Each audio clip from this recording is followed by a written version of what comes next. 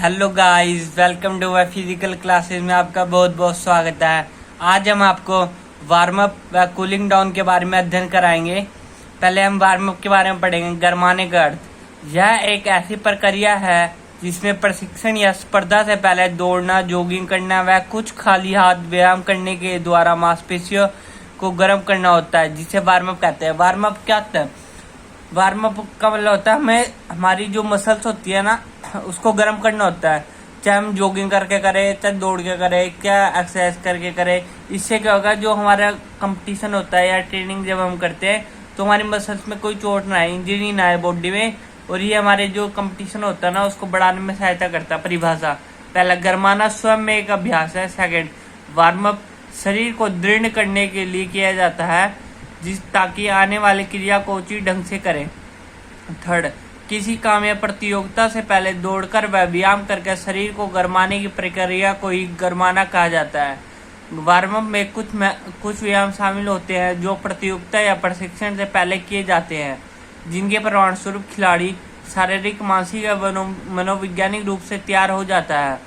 वास्तव में warm up से खेल में गलती होने के अवसरों में कमी आती है, अर्थात गलतियां कम होती है। किसी काम को अच्छे ढंग से करने के लिए शरीर को गरमाना आवश्यक है। विशेष रूप से उन मांसपेशियों को गरमाना भी आवश्यक है जिनका प्रयोग हम खेलने में करते हैं। कहने का मीनिंग है, वार्म अप क्या हो गया? वार्म अप से ना जब भी कंपटीशन होता है या प्रैक्टिस करते हैं तो हमारी बॉडी को पहले गरमाना बहुत जरूरी है, जिससे हमारी बॉडी में कोई इंजरी ना आए। मसल्स को गर्म होना बहुत जरूरी होता है। और इससे क्या होगा, जब भी हम कोई गेम खेलते हैं तो इससे क्या होगा, वो गलतियां कम होती है। वार्म अप के प्रकार: वार्म अप निम्नलिखित प्रकार का होता है। पहला, निष्क्रिय वार्म अप। इसका उद्देश्य बिना शारीरिक क्रिया के शरीर के तापमान को बढ़ाना होता है। निष्क्रिय वार्म अप में शरीर के तापमान को भारी साधन जैसे भारी पोशाक पहनकर या मालिश, गर्म पानी, भाप, धूप व गर्म पेय पदार्थ आदि के द्वारा बढ़ाया जाता है। इसमें ऊर्जा खर्च नहीं होती। अच्छे परिणाम को प्राप्त करने के लिए निष्क्रिय वार्म अप के साथ साथ सक्रिय वार्म अप भी होना चाहिए। निष्क्रिय वार्म अप में क्या होगा, इसमें हमको ना कोई भी फिजिकल वर्क नहीं करना होता। इसको दूसरे तरीके से ना हमारी बॉडी को गरमाना चाहिए। जैसे मालिश कर ली, गर्म पानी पी लिया, वो अपर पहन लिया। इससे क्या होगा, ऊर्जा बचती है, हमारी एनर्जी बचती है, एनर्जी खर्च नहीं होती। अब सेकंड है सक्रिय वार्म अप। इसमें खिलाड़ी विभिन्न प्रकार की शारीरिक गतिविधियों में भाग लेता है। इन क्रियाओं को करने में उनके शरीर की कार्यकुशलता में वृद्धि हो जाती है, शरीर के तापमान में वृद्धि होती है। इस प्रकार के वार्म अप में जॉगिंग व खिंचाव वाले व्यायाम शामिल होते हैं। सक्रिय वार्म अप दो प्रकार का होता है: सामान्य वार्म अप व विशिष्ट वार्म अप। सक्रिय में क्या होगा, इसमें हम ना फिजिकल वर्क के द्वारा जो है ना अपनी बॉडी को गर्म करते हैं, मसल्स को गर्म करते हैं। जॉगिंग कर ली, खिंचाव वाले व्यायाम कर ले, ठीक है, वॉकिंग कर ली आदि। पहला, ये दो प्रकार का होता है। पहला, सामान्य विशिष्ट वार्म अप। सामान्य वार्म अप में कुछ कम तीव्रता वाले व्यायाम जैसे धीमी गति से दौड़ना, जॉगिंग, खिंचाव वाले व्यायाम आदि शामिल है। इस प्रकार का वार्म मांसपेशियों के आंतरिक व तापमान को में सक्षम है। इस प्रकार का वार्म अप करने से तालमेल या समन्वय संबंधी योग्यताएं तथा जोड़ों में लचक होती है।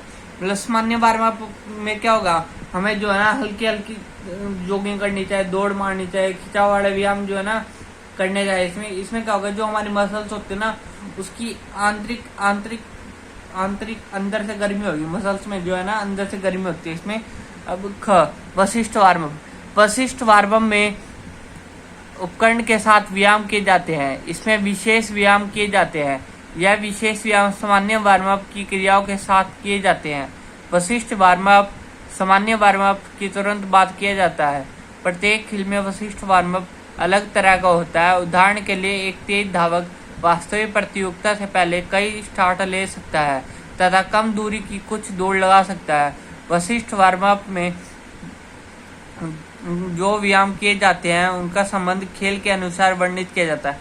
मतलब वशिष्ठ वार्म अप क्या होगा, जो सा खिलाड़ी जैसा खेल खेलता है उसको उसी हिसाब से जो है ना वार्म अप करना चाहिए। क्या क्रिकेट वाला, जैसे मान लो कोई क्रिकेट खेलता है तो उसका वार्म अप कैसे होगा, बॉलिंग करना, बॉल पकड़ना, बल्लेबाजी करना आदि। बैडमिंटन का अगर कोई खिलाड़ी है तो वो वार्म अप किस हिसाब से करेगा, आगे झुकना, साइड में मुड़ना, पीछे झुकना, शरीर को घुमाने के व्यायाम करना, शॉट खेलना आदि।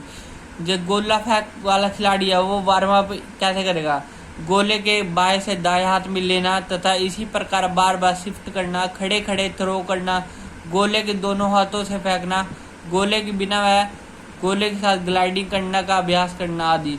हॉकी का जब खिलाड़ी है तो वो कैसे वार्म अप करता है, ड्रिबलिंग करना, स्टिक रोटेशन, स्टिक से बॉल रोकना, छोटे पास देना, लंबी दूरी की हिट लगाना आदि।